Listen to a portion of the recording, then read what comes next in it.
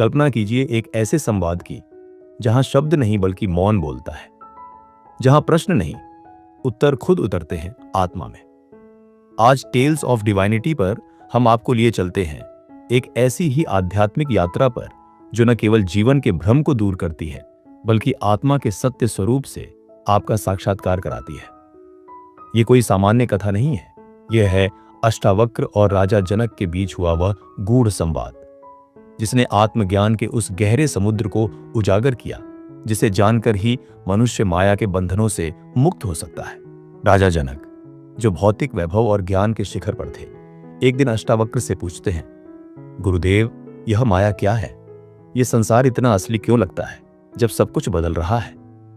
अष्टावक्र मुस्कुराते हैं। उनकी मुस्कान में रहस्य है और उत्तर भी।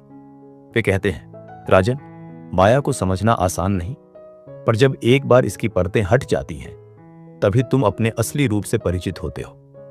अष्टावक्र समझाते हैं कि माया 3 परतों में काम करती है। पहली, स्थूल माया। यह वही है जो हमारी आंखों के सामने है। राज्य, धन, यश, शरीर, रिश्ते, सुखद वस्तुएं, सब कुछ जो इंद्रियों से दिखता है वह स्थूल माया है। राजा जनक चौंकते हैं, लेकिन गुरुदेव, यह सब तो प्रत्यक्ष है, इसे कैसे माया कहें? अष्टावक्र शांत भाव से कहते हैं, प्रत्यक्ष दिखना सत्य नहीं होता राजन। ये सब कुछ जो तुम देख रहे हो समय के साथ मिट जाएगा। क्या तुम्हारा यह सिंहासन सदा तुम्हारा था?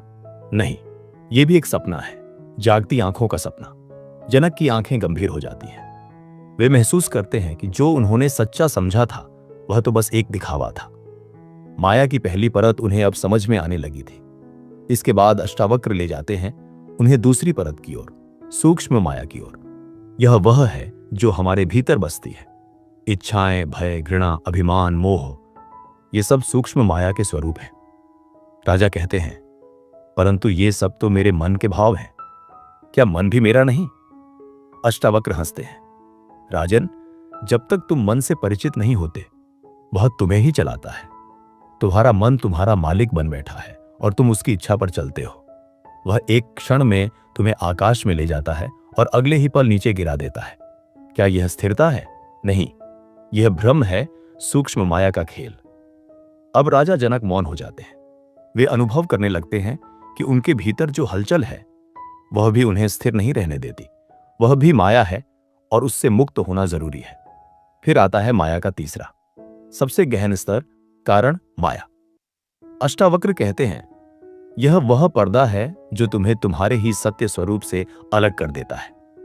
तुम सोचते हो मैं राजा हूं, मैं शरीर हूं, मैं ज्ञानी हूं, परंतु राजन, तुम तो उससे भी परे हो।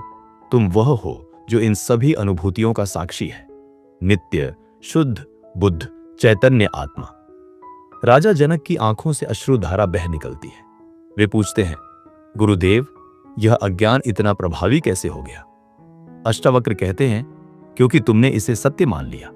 जैसे रस्सी में सांप दिखता है वैसे ही तुमने शरीर और मन को ही अपना स्वरूप मान लिया। बस यही भ्रम है। अब जनक की आंखों में स्पष्टता उतरती है। वे पूछते हैं, तो क्या इस ज्ञान को जान लेने मात्र से मुक्ति मिल जाती है?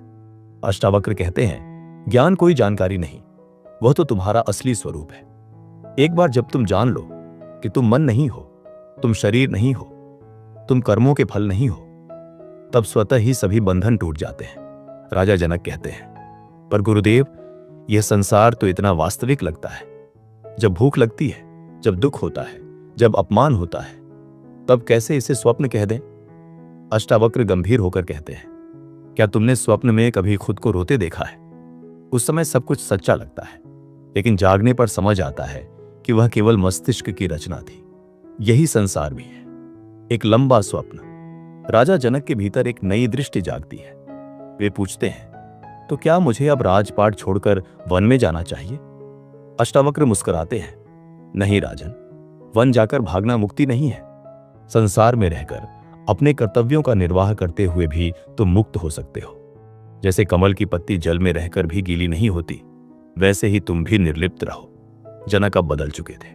उन्होंने समझ लिया था कि उन्हें कुछ पाना नहीं है, बल्कि उस भ्रम को त्यागना है जो उन्हें बंधा हुआ दिखाता है। अंत में अष्टावक्र कहते हैं, राजन, तुम वही हो जिसकी खोज में तुम निकले थे। तुम पहले से ही मुक्त हो। ज्ञान का अर्थ है इस एकमात्र भूल को पहचानना कि तुम कभी बंधे हुए थे। जैसे ही यह जान लेते हो, सारी साधनाएं, तपस्याएं, प्रश्न सब मौन में विलीन हो जाते हैं। तब केवल शुद्ध शांति शेष रहती है। जनक के भीतर एक नई सुबह होती है। अब उन्हें न राजपाट बोझ लगता है, न संन्यास मोहक। वे समझ गए थे कि जीवन को केवल निभाना है, जैसे कोई कलाकार मंच पर भूमिका निभाता है, पर भीतर जानता है कि यह केवल नाटक है। एक दिन एक साधक ने जनक से पूछा, महाराज, आप तो गृहस्थ हैं, फिर भी इतने शांत कैसे? जनक मुस्कुराए, क्योंकि मैं जानता हूं कि यह सब केवल दृश्य है। मैं न राजा हूं न साधु, मैं वह हूं जो दोनों के पार है। अंत में जब अष्टावक्र विदा लेने लगे, जनक ने उनसे कहा, गुरुदेव, आपने मुझे वह दिया है जो किसी शास्त्र में नहीं था। अष्टावक्र बोले, मैंने कुछ नहीं दिया। जो सत्य था वह तुम्हारे भीतर पहले से था। मैं तो केवल दर्पण बना जिसमें तुमने खुद को देख लिया। अब न मैं गुरु रहा न तुम शिष्य, हम दोनों एक ही ब्रह्म हैं।